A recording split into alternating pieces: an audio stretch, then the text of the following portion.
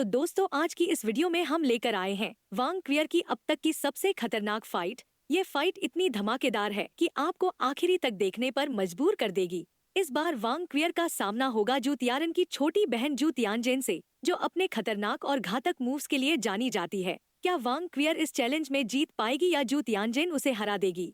क्योंकि ऐसा कुछ आपने पहले कभी नहीं देखा होगा, इसलिए वीडियो को अंत तक जरूर देखिएगा। तो बिना कोई वक्त गवाए चलिए शुरू करते हैं।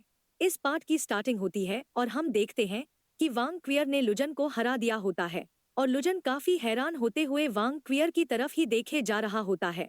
और अगले दो जो मेंबर्स थे bright capital city soul engineering college के, वो सभी ही पावरफुल रैंक 5 सोल इंजीनियर्स थे। लेकिन वांग क्वियर के स्ट्रोम जैसे अटैक्स के सामने ये बेचारे भी कुछ भी नहीं कर सकते थे, सिर्फ एक दूसरे के बाद हारने के अलावा।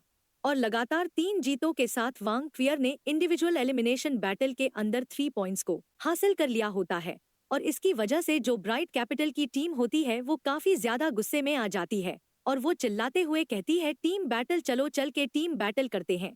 हमारी bright capital city soul engineer college ने पहले से ही इसकी काफी अच्छी तरीके से तैयारी कर रखी है, इसलिए सभी लोग स्टेज पर चलने के लिए तैयार हो जाओ।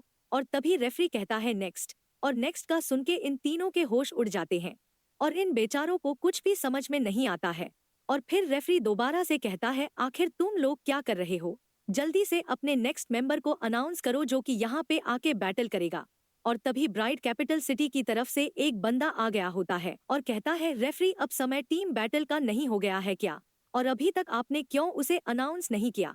और इस चीज को सुनकर रेफरी भी काफी चौंक गया होता है और ये कहता है, आखिर तुम ये क्या बकवास कर रहे हो? और अभी तुम्हें क्यों लगता है कि अभी बैटल फाइट होनी चाहिए? और वैसे भी तुम कंपटीशन के अंदर काफी लंबे समय से हो, तो क्या तुम्हें यहाँ तक कि ये रूल्स भी नहीं पता है? जिस पर ये जो बंदा होता है ये मजे में आते हुए कहता है, हालांकि 3 इंडिविजुअल एलिमिनेशन बैटल्स को जीतने के बाद तुम एलिजिबल हो जाते हो टीम बैटल की रिक्वेस्ट करने के लिए। जिस पे ये रेफरी कहता है, क्या तुम जीते हो? जबकि जो श्रेक्स टीम है उसने अभी तक किसी भी तरीके की टीम बैटल के लिए कुछ भी नहीं कहा है। और सही सही बताओ, क्या तुम्हारा भेजा सही से तो काम कर रहा है ना? और इस चीज को सुन के ये तीनों चारों ही एक दूसरे की तरफ देख के हैरान होने लगते हैं। जिसके बाद ये अपने बंदे से पूछती है, क्या वांग क्वियर ने टीम बैटल के लिए नहीं कहा है क्या? और फिर ये वांग क्वियर के ऊपर भड़कते हुए चिल्लाते हुए कहती है, क्या तुम हमारे साथ पंगा ले रही हो? और इस बात को सुनकर वांग क्वियर काफी गुस्से से इसे घूरने लगती है। जिस पर रेफरी इससे कहता है, हे लड़के, यहाँ पे गड़बड़ मत करो। जबकि इस लड़के की ऐसी हरकतों को देख के जू तियारन को काफी ज्यादा शर्म आ रही होती है और ये एम्बेरस होते हुए मन में कहता है, ये बंदा तो सच में काफी ज्यादा एम्बेरसिंग है। जबकि जिंग होंगचन जू तियारन की तरफ देख के मुस्कुराने लगता है तो जू तियारन शर्म के मारे अपनी नजरों को चुराने लगता है। और तभी एक बंदा इस बंदे को टच करते हुए कहता है, कैप्टन, बात करना बंद करो। जिस पर ये छोटा सा जो लड़का होता है ये कहता है, आखिर तुम मुझे किस लिए टच कर रहे हो? और आखिर तुम्हारी हिम्मत कैसे हुई मेरा फायदा उठाने की? और इन लोगों के इन बकवास को सुन के वांग क्वियर समझ जाती है कि ये लड़की है और ये चौंकते हुए मन में कहती है, तो जो ब्राइट कैपिटल सिटी की जो कैप्टन है वो असल में एक लड़की है जिसने वांग डोंगर की तरह भेस बदल रखा है। और फिर ये लड़की वापस से मजे में आते हुए कहती है, इसे तुम बस मुझ पर छोड़ दो और तुम सभी ही टीम बैटल के लिए तैयार हो जाओ और तुम लोग बस देखते जाओ कि मैं कैसे इस बैटल को जीत के आती हूँ और चलो मिलके इन्हें साफ करते हैं। जबकि वांग क्वियर इसे बस निहारे जा रही होती है और जैसे ये लड़की स्टेज पे आती है तो ये वांग क्वियर के ऊपर गुस्सा करते हुए कहती है, आखिर तुम इतनी ज्यादा लंबी क्यों हो? जिस पर वांग क्वियर को इस पर काफी गुस्सा आ जाता है और ये तुरंत ही अपने गोल्डन ड्रैगन स्पीयर से अटैक करते हुए कहती है, लगता है कि तुम मरना चाहती हो।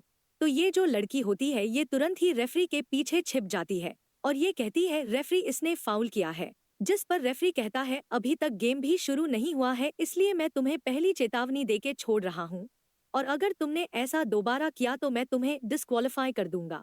और इस पर ये लड़की काफी ज्यादा खुश होने लगती है। तो रेफरी भी इस पर गुस्सा करते हुए कहता है, तुम्हें भी अपनी बातों पर ध्यान देना चाहिए क्योंकि अभी तुम सभी के सामने ब्राइट कैपिटल सिटी को रिप्रेजेंट कर रही हो और अगर तुम अपने अपोनेंट के ऊपर बातों से हमला करती हो तो तुम्हें भी रूल्स के अनुसार बाहर कर दिया जाएगा। और इस चीज को सुन के इस बेचारे की बोलती बंद हो जाती है। जिसके बाद रेफरी कहता है, चलो अब तुम दोनों ही अपने आप को इंट्रोड्यूस करवाओ। जिस पर वांग क्वियर कहती है, श्रेक्स एकेडमी वांग क्वियर। जबकि ये जो लड़की होती है ये कहती है, ब्राइट कैपिटल सिटी जू तियानजेन। और भाई लोग ये शायद जू तियारन की सिस्टर है। और तियानजेन कहती है मैं सच में काफी ग्रेट हूँ और तुम निश्चित रूप से मुझसे हारोगी। जिसके बाद रेफरी इनकी बीच की बैटल को शुरू कर देता है। और जैसे ही इनके बीच की बैटल शुरू होती है तो वांग क्वियर काफी धमाकेदार शुरुआत करती है और काफी ज्यादा खतरनाक तरीके से अपने गोल्डन ड्रैगन स्पीयर के साथ जू तियानजेन की तरफ बढ़ने लगती है। और इस चीज को देख के ऑडियंस काफी हैरान होते हुए कहती है ये तो कितनी ज्यादा फास्ट है और ये बेरहमी से अटैक करे जा रही है। जबकि जू तियानजेन ने अपनी सारी सोल रिंग्स को रिलीज कर दी होती है और अपनी पावर को इस्तेमाल करके अपने हाथ के ऊपर एक काफी ज्यादा पावरफुल अटैक को तैयार कर लेती है। और ये जो छोटी सी फायर बॉल होती है ये किसी सन की तरह काफी ज्यादा स्ट्रॉन्ग होती है। और जब वांग क्वियर इसकी तरफ बढ़ रही होती है तो इसके भी काफी तगड़े वाले होश उड़ जाते हैं। और तभी एरिना के अंदर से काफी ज्यादा एनर्जी रिलीज होती है। और इस चीज को देख के केतु काफी ज्यादा हैरान होता है और ये कहता है ये तो सन मून एम्पायर की इनहेरिटेंस है और ब्राइट कैपिटल सिटी की ये जो कैप्टन है ये डायरेक्ट डिसेंडेंट है सन मून एम्पायर की रॉयल फैमिली से। और इसकी इन बातों को सुन के सभी लोगों के काफी तगड़े वाले होश उड़ जाते हैं और वो कहते हैं आखिर इसका मतलब क्या था और तुम तो काफी ज्यादा नॉलेजेबल लग रहे हो। और चलो अब हमें सब कुछ इस बारे में बताओ। जिस पर केतु सीरियस होते हुए कहता है सन मून एम्पायर के जो डायरेक्ट डिसेंडेंट्स हैं उनके पास एक काफी पावरफुल मार्शल सोल है और सिर्फ यही लोग सन मार्शल सोल को पोजेस करते हैं। और ये जो सन मार्शल सोल है ये सबसे best fire table martial souls है और ये करीब करीब अल्टीमेट मार्शल सोल की जैसी ही है। और तोरी सन की पावर को इस्तेमाल करके अब खुद की भी स्ट्रेंथ को बढ़ाया जा सकता है। और इसने जो सबसे पहले स्किल इस्तेमाल की थी वो इसकी थर्ड सोल स्किल थी जो कि सन डिवाइन लाइट है। जिसके बाद इसने फर्स्ट सोल स्किल सन रिफ्लेक्शन को इस्तेमाल किया और अभी ये जिस स्किल को इस्तेमाल कर रही है वो कम से कम फिफ्थ सोल स्किल है जिसे ग्रेट रेडियंस भी कहते हैं। और अभी वांग क्वियर एक काफी खतरनाक और पावरफुल अपोनेंट को फेस कर रही है। जबकि इस तरफ वांग क्वियर मन में कहती है मैं कुछ भी नहीं देख पा रही हूँ और तो और यहाँ तक कि मैं जू तियानजेन की ब्रेथ को भी सेंस नहीं कर पा रही हूँ। और यहाँ का जो टेम्परेचर है वो भी बढ़ता जा रहा है। अगर मेरे पास हुआ युहाओं का अल्टीमेट आइस का आर्मर होता तो इस शायद मार्शल सोल की हीट का मुझ पर कोई भी असर नहीं होता। और तभी हम वांग क्वियर के हाथ में किसी तरीके की पावर को देखते हैं और ये कहती है चलो छोड़ो जाने दो। और हम देखते हैं कि ये चारों तरफ फायर से घिरी हुई है और एक तरीके से पूरे एरिना पे इस फायर सन ने कब्जा कर रखा है। जबकि इस तरफ युहाओं इस नज़ारे को देख के मन में कहता है मुझे सच में कोई भी आइडिया नहीं है कि अंदर क्या चल रहा है और मुझे लगता है कि वांग क्वियर पक्का नहीं हारेगी। और अगर मैं अभी इसकी मदद करता हूँ तो इसमें मेरी भी काफी ज्यादा एनर्जी कंज्यूम हो जाएगी। तो इसकी वजह से आफ्टरनून में जो हमारा मैच है उस पर नेगेटिव असर पड़ेगा। और चलो बस इंतजार करके देखते हैं कि आगे क्या होता है। जबकि इस तरफ जू तियानजेन कहती है क्यों ना तुम अपने इस वेपन को रख दो और क्या तुम मौत का इंतजार कर रही हो। और मेरी ये जो ग्रेट रेडियंस है ये सन से इकट्ठा हुई एनर्जी को यूज करती है और जितना ज्यादा ड्यूरेशन होगा उतनी ही ज्यादा ये सन से एनर्जी को अब्सॉर्ब करती रहेगी। और बस ये सोचो कि इसका अटैक कितना ज्यादा पावरफुल होगा जब इसकी इकट्ठा की हुई एनर्जी एक निश्चित लेवल पे पहुंच जाएगी। जबकि इस तरफ ऑडियंस कहती है ये कितना ज्यादा चमकदार है और यहाँ तक कि ये तो सन से भी कहीं ज्यादा ब्राइट है। और तभी ऑडियंस और भी ज्यादा सरप्राइज होते हुए चिल्लाते हुए कहती है ये तो लिक्विड स्टील है और लगता है कि अंदर की हीट की वजह से जो एरिना है वो मेल्ट हो रहा है। और यहाँ तक कि इस गर्मी के बीच में रेफरी की भी हालत काफी बुरी हो गई होती है। जबकि इस तरफ युहाओं को वांग क्वियर की काफी ज्यादा चिंता हो रही होती है और ये परेशान होते हुए मन में कहता है मुझे बस वांग क्वियर की स्ट्रेंथ के ऊपर विश्वास रखना चाहिए और यही तांग सेक्ट के लिए भी बेहतर रहेगा। और तांग सेक्ट के मेन मास्टर के रूप में मुझे अपने माइंड को सबसे बेहतर स्थिति में रखना होगा क्वार्टर फाइनल्स के लिए। और चलो भी वांग क्वियर तुम कर सकती हो। और कुछ जन हैरान होते हुए कहते हैं आसमान की सारी लाइट एक पॉइंट पे इकट्ठी हो रही है और इसे इकट्ठा करने वाला और कोई नहीं जू तियानजेन है। और इसे ऐसा करता देख के तू कहता है ये तो सन है और असल में इसकी जो सिक्स्थ सोल स्किल है वो सन है। और अब लगता है कि वांग क्वियर सच में अब काफी बड़े खतरे में है। जबकि इस तरफ वांग क्वियर मन में कहती है हीट काफी तेजी से बढ़ती जा रही है। और इस तरफ केतु काफी हैरान होते हुए कहता है जब सभी लाइट उस पॉइंट पे इकट्ठी हो जाएगी तब वो काफी टेरिफाइंग मोमेंट होगा जब जू तियानजेन अपने अटैक को करेगी वांग क्वियर के ऊपर। और इस चीज को सुनते ही तुरंत ही युहाओं अपनी मेंटल डिटेक्शन मेंटल डिस्ट्रीब्यूशन को इस्तेमाल करता है और मन में कहता है नहीं मुझे जल्द से जल्द इस बात को वांग क्वियर तक पहुंचाना होगा।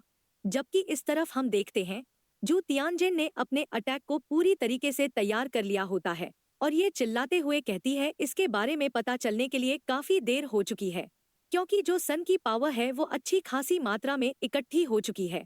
और एक बारी मेरे ग्रेट रेड इन सनगेज को तो देखो, यहाँ तक कि एक सोल सेज के रैंक वरियर भी इससे बच के नहीं भाग सकता है। और अब तो तुम्हारे लिए नामुमकिन है मेरे डोमेन से भी बच के भाग पाना, यहाँ तक कि अगर तुम टेलीपोर्टेशन स्किल का भी इस्तेमाल करती हो तब भी नहीं।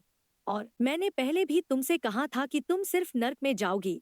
और इतना कह के ये अपने इस काफी खतरनाक से अटैक को वांग क्वियर के ऊपर रिलीज कर देती है। और इस खतरनाक से अटैक को वांग क्वियर की तरफ जाता देख युहाओं भी काफी ज्यादा चौंक जाता है और ये मन में नहीं चिल्लाता है।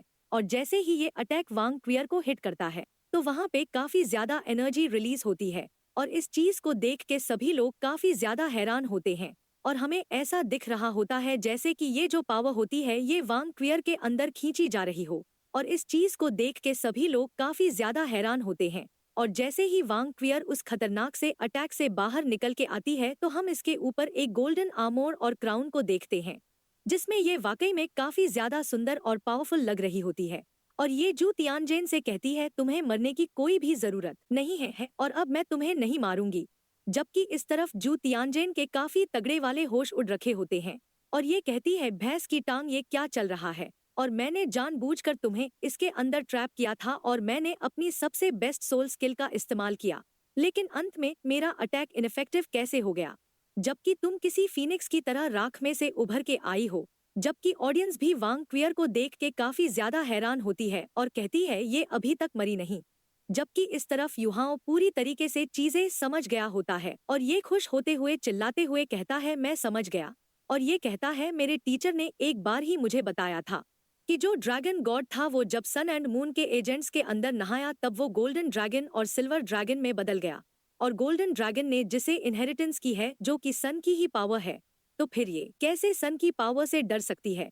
जबकि जू तियानजेन की जो सन मार्शल सोल है वो इसके लिए काफी बड़ा सपोर्ट है। इसकी वजह से वांग क्वियर की जो पावर है वो काफी खतरनाक तरीके से बढ़ गई है। और मुझे लगता है कि ना सिर्फ वांग क्वियर की सारी सोल पावर वापस से रिकवर हुई है बल्कि वो तो अपने पीक पे पहुंच गई है। और इस चीज को सुन के बेबे हैरान होते हुए कहता है नॉलेज वास्तव में पावर होती है। जबकि इस तरफ हम एरिना में देखते हैं कि वांग क्वियर और जू तियानजेन की तरफ बढ़ रही होती है, तो वांग क्वियर को अपनी तरफ आ देख जू तियानजेन तुरंत ही एक काफी खतरनाक अटैक इसके ऊपर करते हुए कहती है मेरे करीब मत आना। और जैसे ही इसका ये अटैक वांग क्वियर के लगता है तो ये उसके अंदर अब्सॉर्ब हो जाता है और इस वजह से जू तियानजेन के और भी तगड़े वाले होश उड़ जाते हैं। और ये मन में कहती है असल में मेरी जो मार्शल सोल है वो अपोनेंट के साथ म्यूचुअल जनरेशन इफेक्ट को प्रोड्यूस कर सकती है, लेकिन ये तो बस वन वे म्यूचुअल जनरेशन ही है। जबकि इस तरफ वांग क्वियर इसके पास आकर कहती है मैं तुम्हें नहीं मारूंगी, लेकिन मैं तुम्हारा शुक्रिया अदा भी करना चाहती हूँ जो तुमने मेरी मदद करी मेरे ब्लड लाइन की पावर को प्योरीफाई करने में। और अब मेरी जो ड्रैगन मार्शल सोल है वो अब पूरी तरीके से प्योर हो चुकी है और तो और मेरी जो सोल पावर है वो भी एक लेवल से बढ़ गई है। और अगर तुम्हारी इच्छा है मेरी सोल पावर को बढ़ाने में मेरी मदद करने में तो तुम्हारे पास पूरी आज़ादी है मेरे ऊपर कभी भी अटैक करने की और मेरी मदद करने के लिए एक बारी और तुम्हारा धन्यवाद। जबकि इस तरफ जू तियानजेन का मुंह उतर सा गया होता है और ये कहती है ठीक है मैं हार गई। जिस पर वांग क्वियर कहती है तुम ये तो देख ही पा रही होगी ना कि तुम्हारे पास एक भी चांस नहीं है मेरे सामने टिकने का।